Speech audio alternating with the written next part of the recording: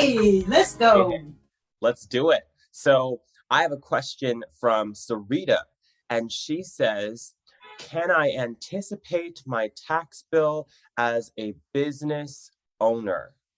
She works in real estate. Okay. Can I anticipate my tax bill?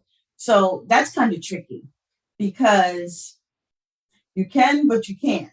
So you can't to the extent that you don't necessarily know what your revenue is going to be for that year, right? So because you don't know what your revenue is going to be, you don't know what your ultimate tax responsibility will be. But can you anticipate? You can anticipate a minimum, a minimal or minimum liability, and that can be based on the prior year.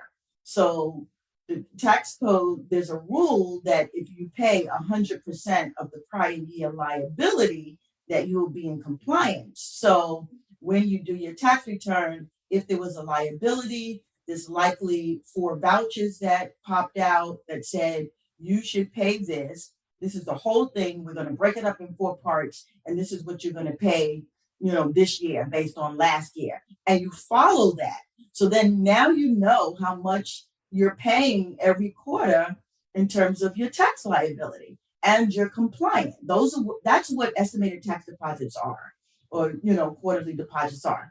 And then when you file your return at the beginning of the next year, whatever the difference is will be reconciled. So if you paid too much because you had less sales, then they will refund some of what you paid. If you didn't pay enough because you had a spike in sales, then you pay the difference. It's as simple as that. So you can anticipate it to the extent that be very compliant with your estimated tax deposits.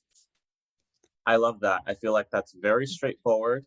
And if we at least do what we can when we make more, which is what we hope for all of our fellow business owners out there, then we'll make sure that we're compliant and paying our taxes on that as well.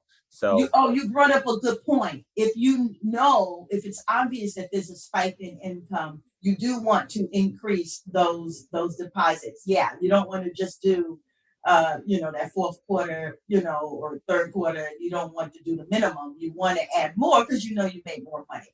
And then it also pertains to the state tax authorities too. Don't forget your state if you're in a state where there's business income tax or personal income tax, actually.